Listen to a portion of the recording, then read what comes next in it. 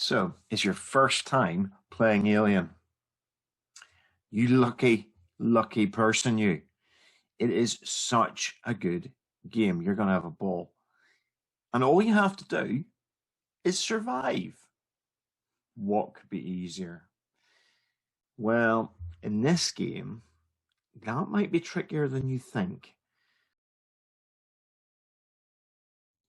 So what are you going to need with you to play? Well, the first thing that's really handy is a pencil or pen and a bit of paper, because you're going to want to write notes as you go through the game. It'll really help.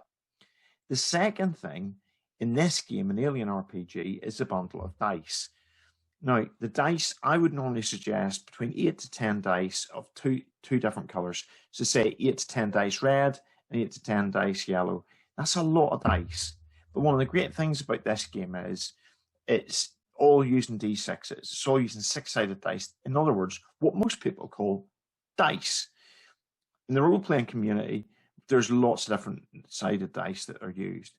And don't forget that, and that can be a real pain, sorry, but don't forget you can also use dice rollers on your phone, or if you're playing online, there are a number of really good dice rollers out there. Just go and search them.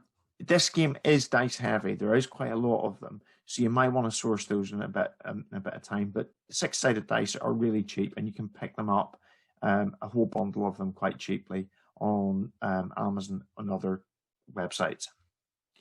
The other thing you'll need is a character sheet. Now I'm going to share one with you because I want to go through it. Character sheets are a bit intimidating the first time you see them, but actually they're not too bad. And we're just going to go through what the different bits are, and this will be done for you in all likelihood because your GM will want to do it for you, just to make it a little bit easier. So the first thing is you would expect a name for your character, what their career or their role is, and often in role-playing games this is the case, that these are how we organize our players. A signature item, which your GM will guide you a little bit on and we'll talk about in a further section in a wee minute. And then you've got talents up here. And the talents, you'll have one talent and it will explain what it does roughly in this box as well.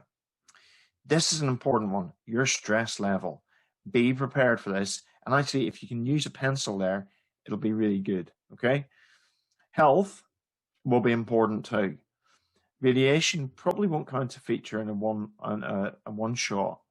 And the other bits probably aren't going to be a major issue until we get down to this bit, which is your weapons. We'll talk about them now, okay? So the first thing you'll notice as you look is this big bit in the center. Really, this is the bit that stands out to most people. And you've got 4 attributes. You've got strength, wits, empathy, and agility. And these are your basic, if somebody was looking at your character or knew them, they're the general things that everything else is based on. So for instance, you might be quite a bulky character. Well, in this game, you will have a number there, and that'll be quite a high number. Whereas somebody who's quite weedy will have a low number. The number represents how many dice you roll for a strength test. You'll also notice round up here, and we'll talk about that in a moment, up here there are 3 other skills associated, clumped together near strength. And these will have a number between 1 and 3. And that represents how many dice you roll as well. So if you've got to use something like, say you were trying to use some heavy machinery, and you had a number 2 and a 4, 2 for heavy machinery and 4 for strength, you add those 2 numbers together and that gives you how many dice you roll. So your attribute plus your skill gives you the number of dice you want to roll. Those dice are independent of the stress. At any given point, you can roll them as long as you've got the skill. If you don't have a skill, if there's a 0 in any of these, you can still roll your attribute to give the thing a go. So say you've got no skill in heavy machinery, but you're quite strong, you've got 4, you could still roll 4 dice. And in this game, you're looking for 6s. So the number of 6s will define how well you succeeded. There is another way to gain dice. There are a couple of ways that you can gain dice. People can help you and add a dice to your pool if they can describe how they're going to help you, and they've got to have a skill that will help you. Secondly, and that can go up to 3 people, so you can gain 3 dice from 3 people helping you and explaining how they're going to do it. Secondly, equipment can help you, and equipment will give you an extra dice plus, and it can give you extra dice as well. The third dice pool that you can add are stress dice. Because this is a horror movie in effect, because this is a horror strategy, it's going to get very stressful at times. There's going to be things that are going to frighten you.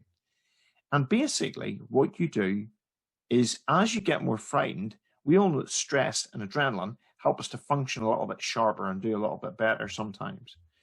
And what's going to happen is you can add those dice into the pool. So you might see something horrific. You might see a dead body, and it'll make you go, oh, and that gives you an extra stress dice. And that's one of the dice you're going to use. It's a different color. So you're going to use that dice in a different color, and you're going to add that to your pool. If that dice rolls a 6, it counts as a success. However, if it rolls a 1, it's a panic. And we'll talk about panic in a moment, but it's an awesome, awesome mechanic in this game. So, in summary, and it is a bit fiddly, to do something in the game involving dice, you want to add the skill to the attribute that it's based on, add in any equipment, and that'll give you a basic number of dice that you're using. That'll give you a basic pool of dice. People may be helping you, and that'll give more dice again, looking for 6s. And then your stress level, whatever number it is, gives you some extra dice, different color, and if they roll a 1, you hit panic, and we shall talk about it in a moment. Okay, it's the really nice mechanic in this game. I absolutely adore it. That's the kind of the core of it. So you can see here, there's heavy machinery, close combat, and stamina are all based on strength. Observation, which is your ability to see things and spot things that are out of place. Survival and comm-tech is all based on wits. Medical aid, manipulation, and command are all based on empathy. Piloting, mobility, and ranged combat are all based on agility. So you can see that actually they sort of clump together in these, and they kind of make sense. So that is kind of that as far as the worksheet goes, not the worksheet, the character sheet goes. This will be filled in for you, and the GM will explain it to you, especially if it's your first game. They will help you along. The GM will know the game normally better than you do because they've got the core book and they're studying it. Okay, so we're going to try and survive. We've got some skills. We're jumping in with both feet. What's all this panic about? So panic. It's a scary old thing in this game, and it's also probably the most awesome mechanic I've seen in a long time in a game. And it's very, very simple. Basically, your stress level is going to go up in this game as you encounter scary stuff. And that means you're going to get given a stress level that will that'll be reflected in dice. A little bit of stress will make you perform sharper. A lot of stress, things start to go wrong. Badly wrong. So here's how it works. Certain events will make you get more scared as the game goes on. Each time that happens, your GM will tell you to take a panic dice. You will roll that, make sure it's a different color. You'll roll that at the same time as you roll your normal pool of dice. If your panic dice, if a 1 comes up, that's a bad thing. You basically fail the test and you roll a panic roll. Now, if your stress level's 4, what's going to happen is, well, basically up to about 3 or 4, it doesn't make that big a difference. So what you do is you roll 1 dice and you take the number that you get in the roll and you add it to your stress level. And then there's a table which is going to appear, I hope, over there. And that table tells you what will tell your GM what will happen next. And you can see there are some really interesting outcomes that can take place. So in effect, what that means is you don't want to be rolling dice in this game if you can avoid it. There'll come a point towards the end of the game where if you roll a panic roll, if you roll a 1 on your stress dice and you roll a panic roll, it is perfectly possible for you to have a xenomorph literally standing over you, and you've got a gun in your hand, and you freeze. Just think about that. It's kind of awesome. Oh, by the way, there are some events that will trigger an automatic panic roll.